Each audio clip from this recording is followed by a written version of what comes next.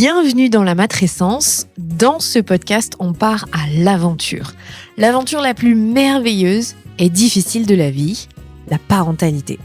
Laissez-vous embarquer au travers des épisodes qui explorent toutes les facettes, des plus complexes aux plus fun, du monde des parents. Apprenez, riez, pleurez, découvrez et débattez en écoutant la matrescence. Nous avons une mission, vous donner des clés pour vous accompagner à n'importe quelle phase de votre parentalité. Je suis Clémentine Sarlat, votre hôte depuis mars 2019 déjà. Je suis ultra curieuse, très enthousiaste, mais beaucoup trop bordélique. Je suis aussi maman de 3 petites filles qui m'aident à me remettre en question quotidiennement. Et dans une autre vie, j'ai été journaliste sportive à la télé et aujourd'hui, je vous aide à rayonner dans votre parentalité. Abonnez-vous pour ne rien rater. Allez, let's go!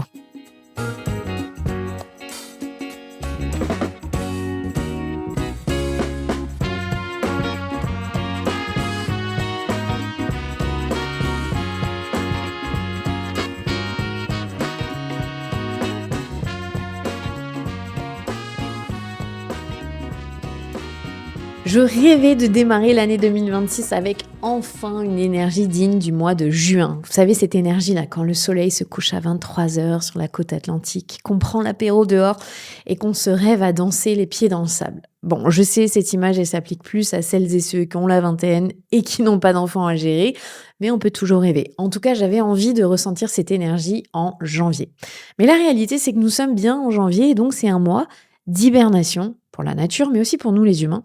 C'est un mois de contemplation et non un mois où l'on est tout feu, tout flamme. Alors si vous êtes comme moi, dans une énergie plus lente et plus tranquille, pas de panique, en fait, c'est tout à fait normal. Et si vous ne l'êtes pas, tant mieux, peut-être que vous vivez d'ailleurs dans l'hémisphère sud et c'est pour ça.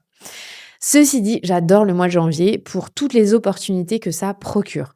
On a une feuille blanche pour cette année 2026 et on peut en faire ce qu'on veut.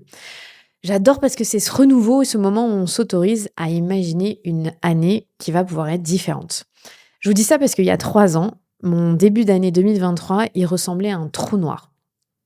Je venais d'être diagnostiquée en dépression sévère et j'avais perdu toute envie de faire quoi que ce soit. Et pourtant, j'ai fini décembre 2023 avec la capacité de ressentir de la joie. Alors quand on est en dépression, c'est pas toujours le cas. Du bonheur, j'avais plus mes antidépresseurs et j'avais une vie bien plus sereine. Pourquoi est-ce que je vous dis ça ? Parce que on ne peut pas contrôler les aléas de la vie, c'est sûr et certain. On ne sait pas comment se finira 2026. En revanche, on peut tout à fait mettre des choses en place pour petit à petit évoluer. Et encore plus si vous êtes en ce moment dans une période difficile et que vous avez du mal à avoir de la clarté. Rien n'est perdu. La fin de l'année 2026, elle est dans très longtemps. En revanche, si vous avez un petit peu plus de précision, si vous êtes curieux ou curieuse, moi, je vais vous prendre la main et je vais vous emmener avec moi. Parce que comme chaque année, on vous a créé un guide pour vous accompagner. Si vous nous regardez sur YouTube, vous pouvez le télécharger dans les notes. Si vous écoutez ce podcast sur votre plateforme préférée, vous pouvez aussi aller le télécharger. Nous, ce qu'on vous conseille, c'est déjà aussi d'aller faire le bilan de 2025. Je sais, vous en êtes plein à m'envoyer des messages, vous êtes d'ailleurs déjà des milliers à l'avoir téléchargé, parce que vous adorez ce moment. Parce qu'en fait, en faisant le bilan 2025, déjà, vous allez vous rendre compte d'une chose, c'est que les 12 derniers mois ont été riches et intenses, peut-être avec des choses difficiles, des hauts et des bas, mais en tout cas, il s'est passé plein de choses, et notre cerveau, il oublie au moins la moitié. Donc déjà, quand vous avez fait le bilan 2025, vous allez pouvoir aborder l'année 2026 avec un petit peu plus de clarté, ou en tout cas, avec une idée un peu plus simple de ce que vous voulez. Donc, vous pouvez aussi directement vous lancer dans le grand bain avec ce guide 2026, il n'y a aucun souci. Mais si jamais ça vous dit, il est toujours à télécharger. C'est donc le moment de vous souhaiter une merveilleuse année. J'enregistre cet épisode depuis nos nouveaux bureaux. Si vous nous regardez sur YouTube, vous voyez que le décor n'est pas encore tout à fait fini. Ça fait bientôt 10 mois que j'ai lancé ce projet d'acheter des bureaux. Et il vient enfin de prendre vie, ce projet. La déco, je vous le disais, laisse à désirer. Rien n'est vraiment terminé. On est encore dans les travaux, mais en vrai, on s'en fout. Et on s'en fout. On s'en fout parce que je l'ai fait, parce qu'on est en début janvier et voilà, je suis enfin dans mes bureaux après 6 ans de vie nomade, de télétravail, de d'éparpillement un peu partout dans ma maison, de squattage dans l'appartement de Morgane qui travaille avec moi, de coworking chez Mama Works qu'on remercie de nous avoir accueillis pendant toute l'année dernière. On a enfin un espace à nous qu'on va pouvoir modeler à notre façon et ça, c'est juste incroyable. Donc voilà, on y est. C'est un accomplissement immense pour moi et je suis très fière de vous le partager parce que c'est aussi grâce à vous que mon entreprise peut grandir et qu'on peut évoluer dans un environnement qui va être créatif et on vous réserve vraiment des surprises pour cette année. Ça va arriver bientôt dans votre boîte aux lettres, dans votre boîte mail surtout. Je suis un peu à l'ancienne moi.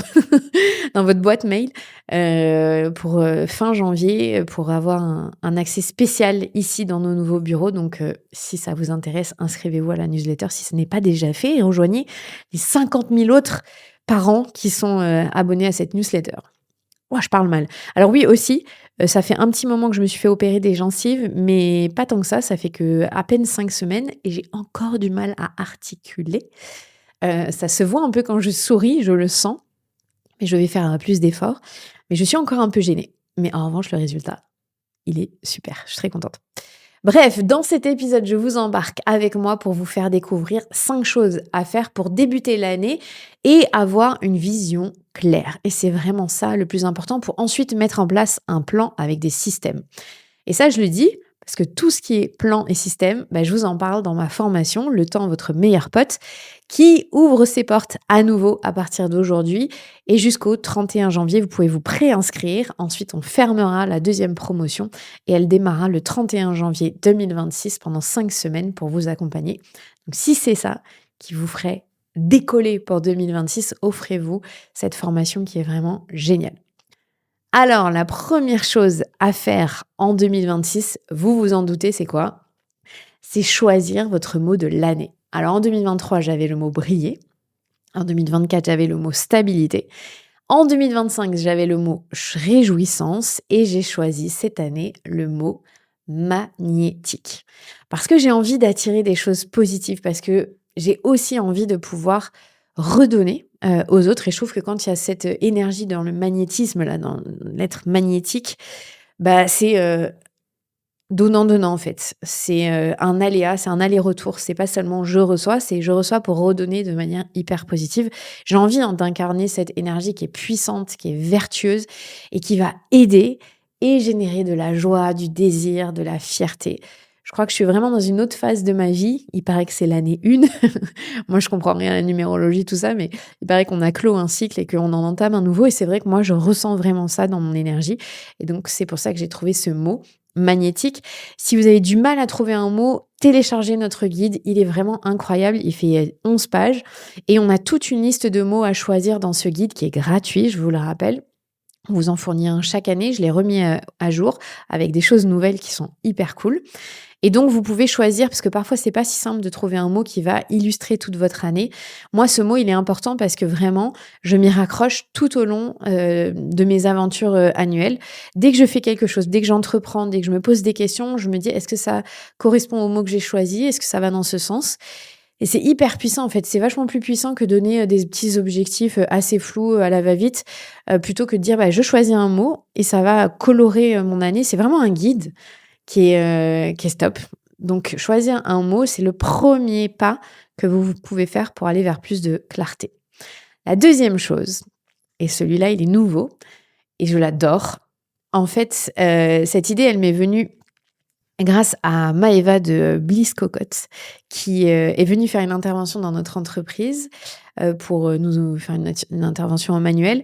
Et on parlait des choses que je mets en place avec mes enfants. Elle me disait, ah, mais tu devrais leur faire le bingo. Et donc, moi, je me suis dit, c'est génial comme idée, je vais vous en parler après. Mais d'abord, moi, j'ai voulu créer le bingo des aventures. En fait, vous allez faire quoi? Très simplement, vous allez faire un bingo des aventures en vous disant quelles sont les 5 aventures que vous avez envie de planifier cette année. Pourquoi il faut le faire en avance? Parce que si ça n'est pas inscrit dans votre calendrier, ça n'existe pas. Et le bingo des aventures, c'est vraiment pour vous reconnecter à vous-même, pour reprendre votre place d'être humain, de femme, d'homme, de ne pas être seulement parent. Et donc, dans le bingo des aventures, c'est des aventures familiales, c'est des aventures amicales, c'est des aventures professionnelles et personnelles. Donc, je vous encourage vraiment à sélectionner 5 moments dans l'année où vous allez pouvoir prendre cette décision de prendre du temps pour vous, mais que ce soit en famille, que ce soit seul ou avec des amis ou professionnellement, mais juste que vous sortiez un petit peu de votre quotidien, de votre zone de confort. Le but, c'est aussi que ça vous, pas que ça vous challenge, mais que vous puissiez faire quelque chose que vous avez peut-être jamais fait avant, que vous alliez visiter un endroit que vous avez toujours rêvé de visiter, que vous n'avez pas pris le temps de le faire. Elles n'ont pas d'obligation d'être payantes, hein, les aventures peuvent être gratuites. Alors j'ai toujours du mal avec le mot gratuit parce que même de dire va dans la forêt, il y en a qui habitent en lisière de forêt qui peuvent y aller à pied, donc clairement c'est gratuit, mais il y en a d'autres qui vont devoir prendre des transports en commun, payer de l'essence, faire un petit trajet de voiture, donc il y a toujours un petit coût, mais en tout cas c'est pas un coût exorbitant qui fait que personne ne peut se le permettre. Donc une aventure, ça a pas besoin d'être grand-chose d'incroyable, hein. Nos enfants, ils sont forts pour s'émerveiller et partir à l'aventure avec rien. Mais nous, en tant que adultes, vraiment en tant qu'adultes, on oublie de faire ça. Et donc là, c'est venir vous reconnecter à votre part enfant et vous dire qu'est-ce qui va me nourrir, de quoi j'ai besoin en fait pour me sentir épanouie et pour un petit peu éclore dans cette année 2026. Donc le bingo des aventures, c'est simple. Dans notre guide, il est super bien fait. Vous avez 5 pastilles où vous remplissez. Et ces 5 pastilles, il faut les imprimer. Vous les collez dans votre chambre ou à l'endroit que vous voyez le plus souvent. Et c'est écrit en gros. Et c'est ça qui va vous rappeler tous les jours que vous avez envie d'être vivant et vivante. Et que c'est en faisant ces petites aventures que vous allez ressentir cette sensation.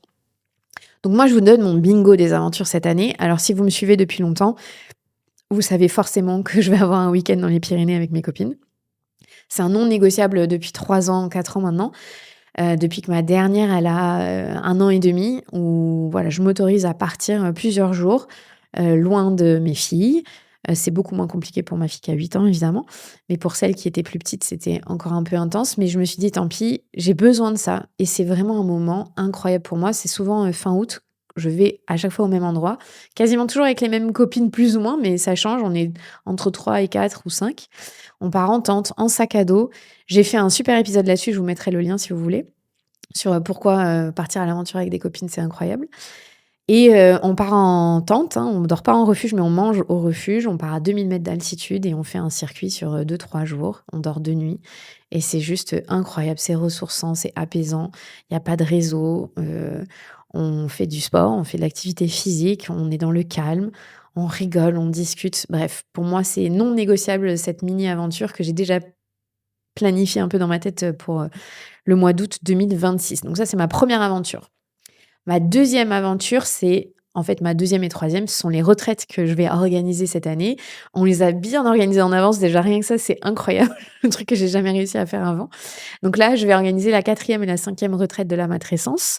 La première sera en juin, elle est réservée aux femmes pour se reconnecter à leur corps et à elles-mêmes. Donc on est un groupe de 16. Il y a déjà la moitié des places qui ont été vendues. Donc si vous avez envie de vous joindre à moi pour cette aventure dans votre bingo de l'année, bah venez.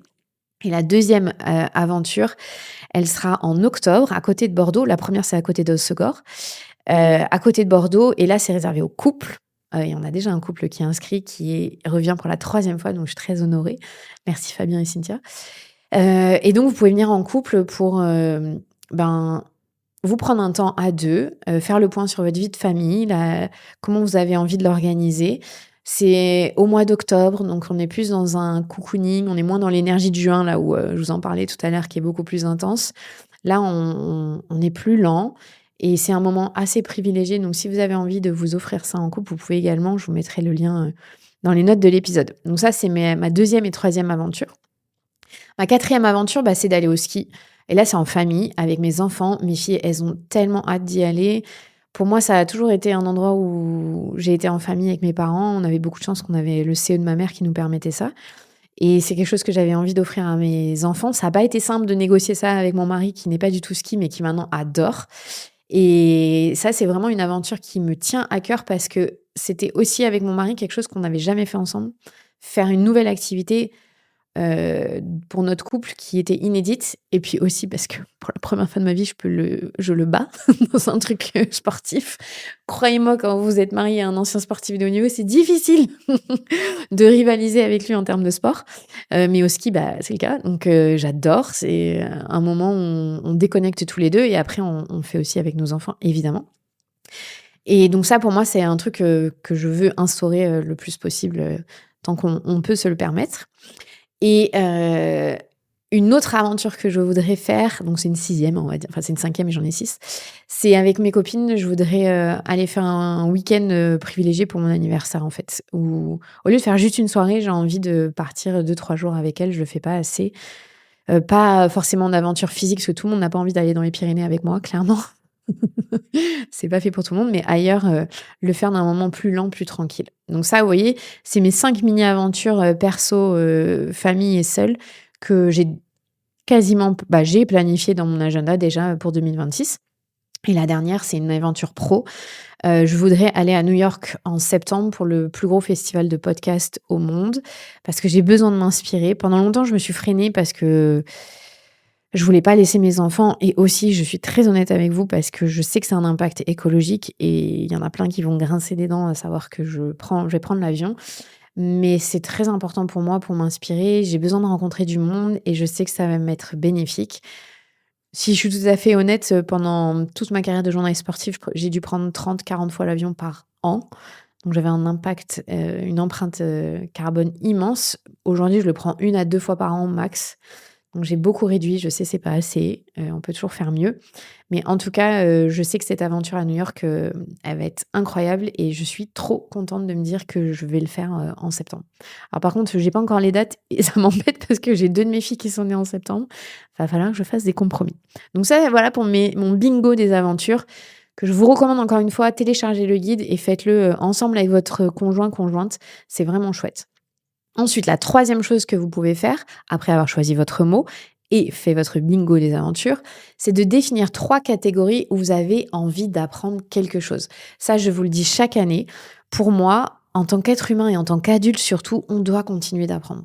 On ne peut pas se dire: «C'est réservé aux enfants, nous les adultes, c'est bon, on sait déjà tout». C'est faux, je pense que si vous écoutez ce podcast, vous êtes d'accord avec moi, on ne sait pas tout, on a besoin d'apprendre et c'est aussi comme ça qu'on reste vivant, ça nous nourrit, ça nous ouvre d'autres perspectives, d'autres, façons de voir le monde et c'est très important de continuer d'apprendre. En revanche, pour apprendre, il y a plusieurs impératifs. Un, c'est qu'il faut s'autoriser à être nul, parce que quand on apprend quelque chose, forcément on débute et ça, c'est hyper inconfortable pour plein de gens, mais il faut le faire. La 2e chose, c'est qu'il faut être au clair avec les choses qui nous motivent, qui nous plaisent et ça, c'est pas toujours évident. Qu'est-ce que j'aime en dehors d'être, la personne qui travaille, la personne qui est mariée ou qui est en couple, la personne qui est parent, maman, papa? Qui je suis en dehors, en fait? Ça rejoint la matrescence pour moi. Ce changement d'identité, cette, nouvelle ère de votre vie aussi, hein. Moi, j'approche la quarantaine, j'ai d'autres questions qui m'arrivent que quand j'ai commencé, ma trentaine et que je suis devenue mère à peu près à ce moment-là. J'ai d'autres envies, d'autres, façons de voir le monde et forcément, ça a un impact sur les choix d'activités que j'ai envie de faire. Et donc, ça, faut le faire avec vos enfants. Moi, je leur ai fait, c'est ce que je vous disais tout à l'heure, j'allais vous en parler, le bingo de l'apprentissage avec mes enfants. Elles ont leur bingo, elles ont 9 choses à apprendre. Et donc, elles ont leur bingo sur leur mur dans leur chambre qu'on a plastifié. Donc, je vous donne des petits exemples pour mes enfants. C'est apprendre à écrire en attaché, apprendre à lire pour une, apprendre à faire le grand écart pour ma petite. Ma petite, elle a 3 ans et demi, donc on peut le faire avec des enfants assez petits. Et vous pouvez le faire avec des enfants qui sont en âge de commencer à avoir, à bouger, en fait. Je crois l'avoir commencé à faire avec ma petite qui avait 1 an, même si elle me disait pas ce qu'elle voulait faire, mais je disais: «Cette année, tu vas apprendre à faire ci, on va faire ça, tu vas arrêter la couche ou la tétine», enfin, pas quand elle avait 1 an, hein, mais un peu après. Et on a fait aussi quelque chose, c'est qu'on a célébré avec nos enfants, à la fin de l'année, tous leurs apprentissages, donc tout ce bingo-là. On a célébré ça et c'était incroyable parce qu'il y avait un tour d'applaudissements à chaque fois. Elles étaient tellement fières et de se souvenir de tout ce qu'elles ont appris, en fait. Et donc, elles m'ont dit: «Mais maman, quand est-ce qu'on fait celui où on va dire ce qu'on veut apprendre cette année?» Et j'adore cette émulation, en fait. Parce que ça n'a pas besoin d'être quelque chose de fou, hein. Moi, il y a une de mes filles, elle veut apprendre à faire sa première soirée pyjama. Il y en a une autre, elle veut, c'est une mini-aventure, c'est pas forcément apprendre, mais une mini-aventure, elle veut aller, fêter son anniversaire dans un endroit, spécial. Donc au moins, ça leur donne une petite feuille de route des choses qui sont chouettes à faire. Donc ça, c'est pour vos enfants, donc faites-le avec eux. Ils adorent ça, les enfants. Et si vous avez des bébés, des trop petits, nommez les choses qu'ils vont pouvoir apprendre. Donc, moi, j'ai réfléchi quand même à ce que je voulais faire. J'ai envie d'apprendre à mieux surfer. On a acheté une maison de vacances où on n'est pas loin de la mer, de l'océan et donc on a, des planches de surf. J'ai je sais surfer, j'ai appris à surfer il y a 11 ans au Brésil. J'ai fait un stage de surf pendant une semaine quand j'avais travaillé pour la coupe du monde de football, en 2014. Après, j'étais partie une semaine en surf camp à Itacaré. Je vous recommande si vous allez au Brésil, vraiment, c'était incroyable. Donc j'avais appris à surfer, j'ai toujours continué de surfer, mais bon, après j'ai eu les enfants. Clairement, sur la plage, c'était compliqué de prendre du temps de juste se poser à la plage, vous le savez si vous avez des tout petits. Mais plus vos enfants vont grandir, plus vous allez avoir cet espace-là, évidemment. Et donc moi, je veux apprendre à surfer de manière régulière et plus autonome et apprendre, plus de plaisir et plus régulièrement une vague, en fait. Parce que quand vous débutez au surf, quand je vous disais, il faut apprendre à être nul, il faut aussi apprendre à patienter, c'est pas si simple. Donc ça, c'est la première chose que je veux. La deuxième chose, j'aimerais apprendre à m'accorder de vraies pauses pendant la journée pour faire baisser, en fait, mon stress. C'est-à-dire que souvent, je m'accorde une pause en fin de journée quand mes enfants, sont couchés ou quand je vais les coucher parce que je me couche avec enfin, je dors pas avec elles, mais je les accompagne pour qu'elles dorment. Donc, bah, en fait, ça me permet de faire une pause et c'est plutôt bien. Mais en fait, dans la journée, j'en fais pas. Et je me rends compte que mon taux de stress, il est trop important sur certaines périodes de ma vie. Et ça, j'ai vraiment envie d'apprendre. Donc, je me mets des rappels, respire.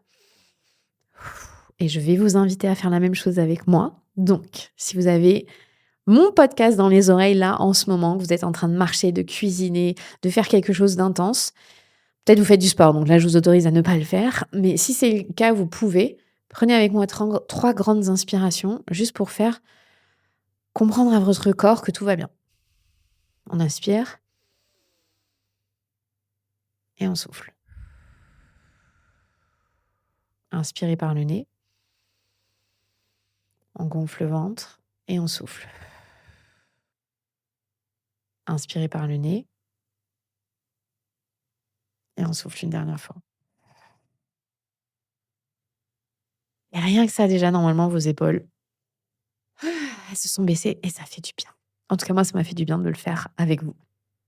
Et j'adore savoir, en fait, me rappeler que je suis dans vos oreilles, peut-être dans votre voiture, et que vous êtes en train de faire quelque chose qui est important pour vous et que ce moment-là, vous l'avez pris. Et c'est déjà ça. C'est déjà ça dans une journée qui est intense quand on est parent. La troisième chose, j'ai pas encore réussi vraiment à déterminer ça parce que l'année dernière, je m'étais dit, je veux apprendre à cuisiner, faire du dessin. Et en fait, j'ai pas pris le temps de le faire. Mais j'hésite, en fait, parce que j'ai envie d'apprendre à faire des choses manuelles. Et je cuisine de mieux en mieux. Mais j'hésite parce que justement, je ne me suis pas assez, canalisée pour, bloquer un temps pour moi et en fait, ce que je crois que j'aimerais, c'est plutôt prendre des cours.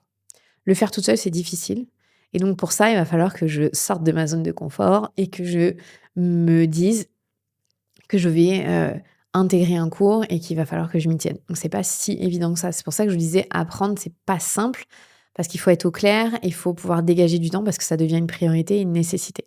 Donc voilà, sur les 3 choses, je suis pas encore tout à fait sûre. Pour le reste, c'est sûr. Donc ça, c'était la troisième chose après votre mot de l'année, votre bingo des aventures. Maintenant, c'est les 3 choses à apprendre et donc pour la quatrième chose, c'est ce qu'on fait au cercle de la matrescence. Chaque début d'année depuis 4 ans maintenant, on s'écrit une lettre et qu'on lit, en fin d'année.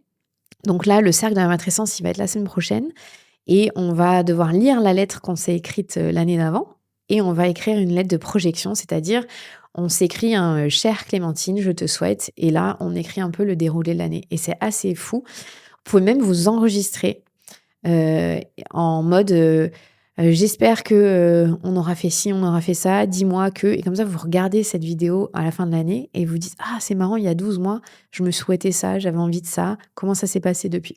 Donc la lettre de projection, elle est vraiment chouette à faire. Prenez un temps un soir, posez-vous et réfléchissez à ce qui est important pour vous et comment vous avez envie de terminer cette année. Et il y a aucune pression. Ce n'est pas grave si ça n'arrive pas. Vraiment, mais rien du tout. Il y aura pas de conséquences. C'est une intention que vous posez, c'est un temps avec vous-même et c'est une réflexion que vous avez sur ce qui serait important pour vous en 2026.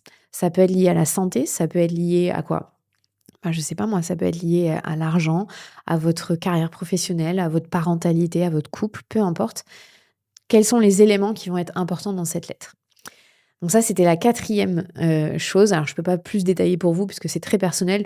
D'ailleurs, dans le cercle de la matrescence, on les lit pas à haute voix, hein, c'est chacun les écrit dans son coin. Il y a aucune obligation à partager. Par contre, ensuite, on explique ce qu'on a ressenti à le faire parce que parfois, c'est assez inconfortable.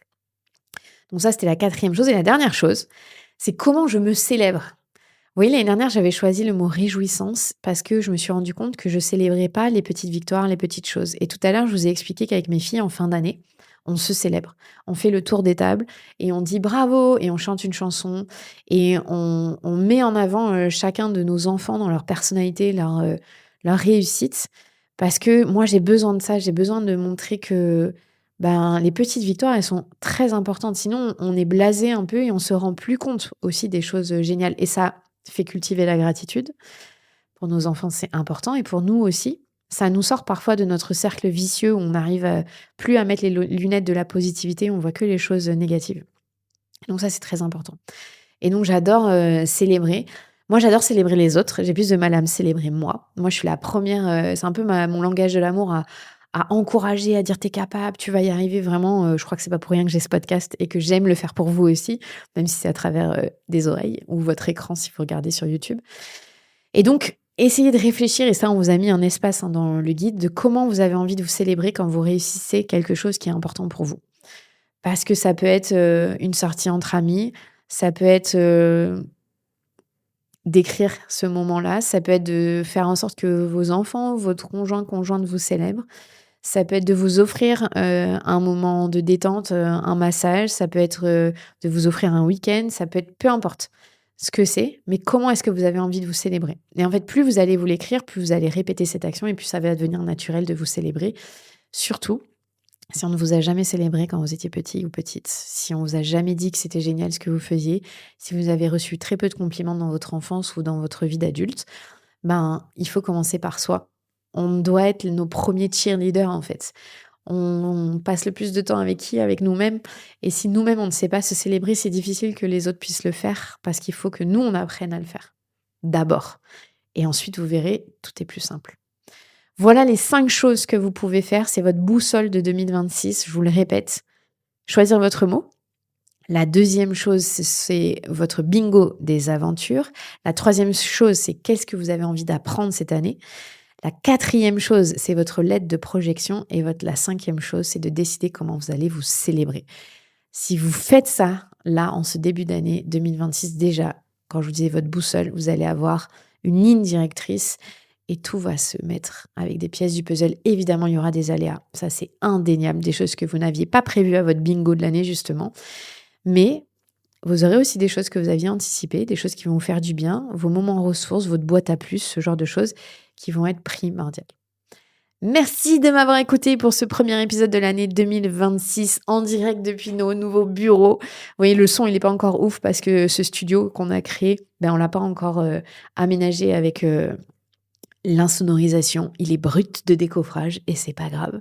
C'est comme ça qu'on aime. On aime l'authenticité. Ce podcast, ça a toujours été là. Vous m'avez entendu allaiter, avoir des enfants sur les genoux. Là, vous m'entendez en débutant cette nouvelle aventure dans nos bureaux. Et encore une fois, je vous rappelle, inscrivez-vous à la newsletter si vous ne voulez pas rater les dernières nouvelles de la matrescence. À très vite! Vous venez d'écouter un nouvel épisode de la matrescence et je vous suis infiniment reconnaissante de faire partie de cette aventure extraordinaire de la parentalité. Vous êtes peut-être nouveaux parents, futurs parents, vous êtes peut-être oncles, tantes, amis. En tout cas, merci de vous intéresser à ces sujets qui sont primordiaux. Et pour ça, vous pouvez surtout faire quelque chose, partager ces épisodes autour de vous parce que ça a un impact immense pour la société si on veut construire quelque chose qui nous ressemble. Merci, prenez soin de vous.